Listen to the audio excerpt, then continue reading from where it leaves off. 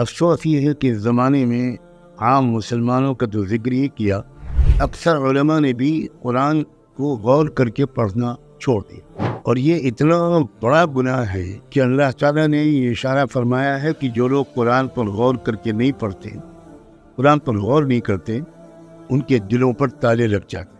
ہر ایک الگ الگ سوچتا کہ کیا میں بھی ان بدبخت لوگوں میں سے ہوں جن کے دل پر اللہ نے تالے لگا دی۔ میں امام ہوں، میں مدرس ہوں، میں مفتی ہوں، میں فتوے لکھتا ہوں، تقریریں کرتا ہوں، اور مجھے خود یہ خبر نہیں ہے کہ میرے دل پر تالے لگے ہو۔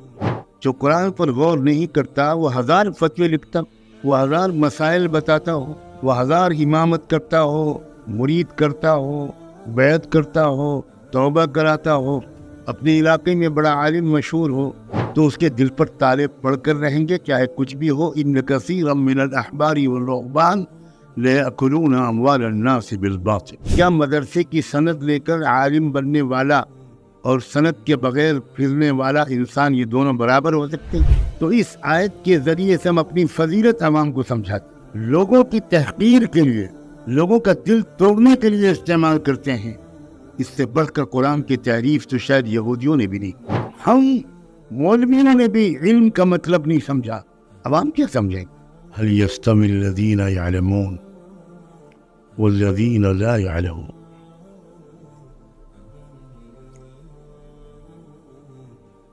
اس آیت میں اللہ تعالیٰ نے رحمت دو عالم صلی اللہ علیہ وآلہ وسلم کو ایک حکم دیا ہے، اور وہ حکم یہ ہے کہ آپ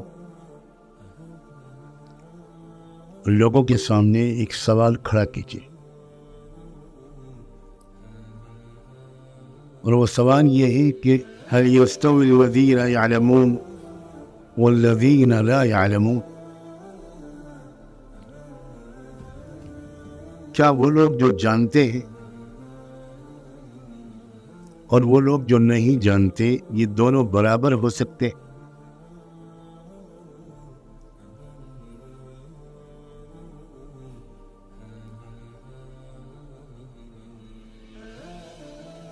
افسوس یہ ہے کہ اس زمانے میں عام مسلمانوں کا جو ذکر ہی کیا،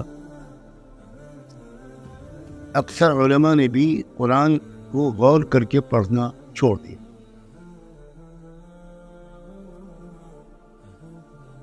اور یہ اتنا بڑا گناہ ہے۔ علماء غور سے سنیں کہ اللہ تعالیٰ نے یہ اشارہ فرمایا ہے کہ جو لوگ قرآن پر غور کر کے نہیں پڑھتے، قرآن پر غور نہیں کرتے، ان کے دلوں پر تالے لگ جاتے۔ افلا یتدبرون القرآن ام علی قلوب اقفالها۔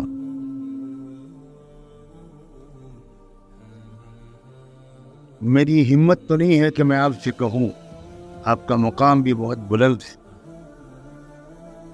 لیکن کاش کہ آپ میں سے ایک ایک سوچ سکتا، ہر ایک الگ الگ سوچتا کہ کیا میں بھی ان بدبخت لوگوں میں سے ہوں جن کے دل پر اللہ نے تالے لگا دی۔ میں امام ہوں، میں مدرس ہوں، میں مفتی ہوں، میں فتوے لکھتا ہوں، تقریریں کرتا ہوں، نکاح پڑھاتا ہوں، نماز جنازہ پڑھاتا ہوں، خوب عوام کو نصیحت کرتا ہوں، اور مجھے خود یہ خبر نہیں ہے کہ میرے دل پر تالے لگے ہو۔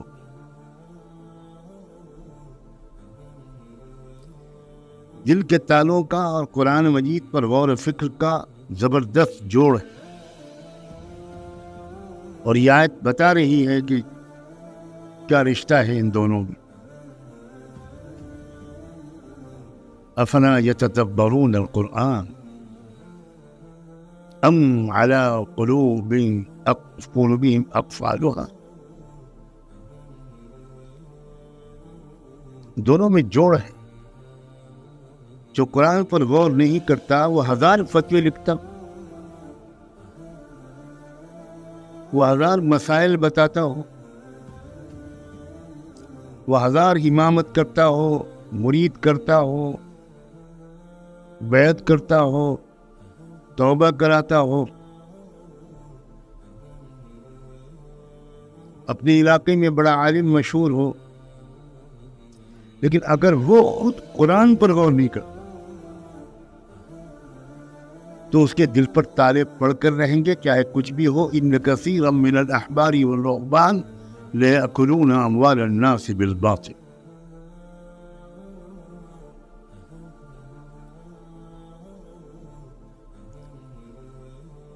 اگر قرآن پر کوئی بھی طالب علم غور کرتا تو ایک سوال اس آیت کے ذیل میں اس کے دل میں ضرور آتا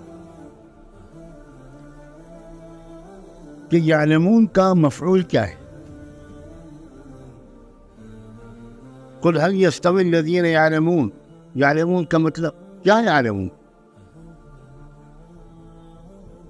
کس چیز کا علم رکھنے والے اور کس چیز کا علم نہ رکھنے والے، یہ دونوں برابر نہیں ہو سکتے۔ وہ کون سی چیز ہے؟ ہم مولوی لوگ، مجھے آج ذرا صاف بات کرنے دیجیے، اور میں اس صاف گوئی پر آج معذرت بھی نہیں کروں۔ ہم مولوی لوگ ہو سکتا ہے کہ چند مسائل جانتے ہو، طہارت کے، سجدے سہو کے، نکاح طلاق کے۔ یعلمون میں اللہ تعالیٰ نے مفعول کیوں نہیں رکھا؟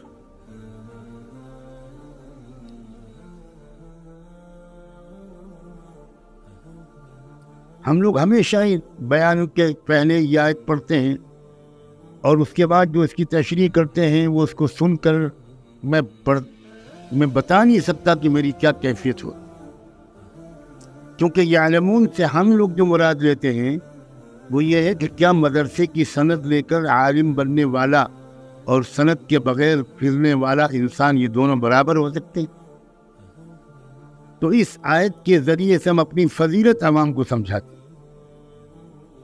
اور قرآن کا اس آیت کا استعمال اپنی فضیلت جتانے کے لیے، اپنے کبر و غرور کو بڑھانے کے لیے، لوگوں کی تحقیر کے لیے، لوگوں کا دل توڑنے کے لیے استعمال کرتے ہیں۔ اس سے بڑھ کر قرآن کی تعریف تو شاید یہودیوں نے بھی نہیں۔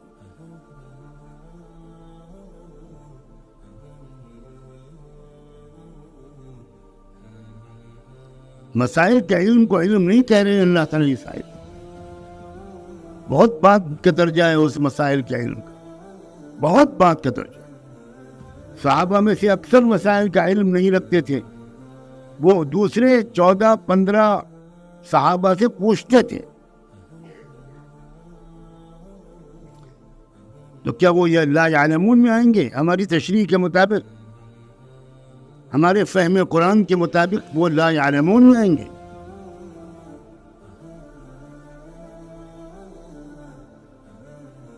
یعلمون کا سب سے بڑا متعلق ہے اللہ کی ذات و صفات۔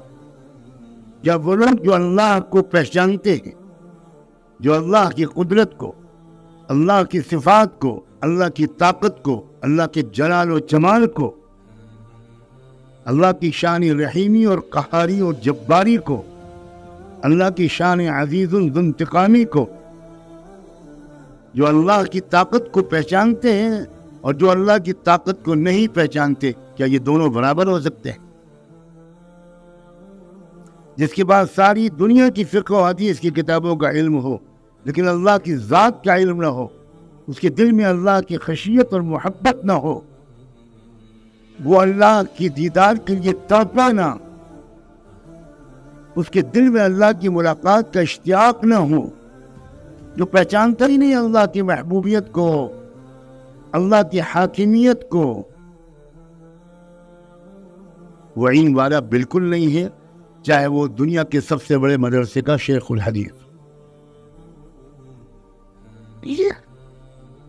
ہم مولویوں نے بھی علم کا مطلب نہیں سمجھا، عوام کیا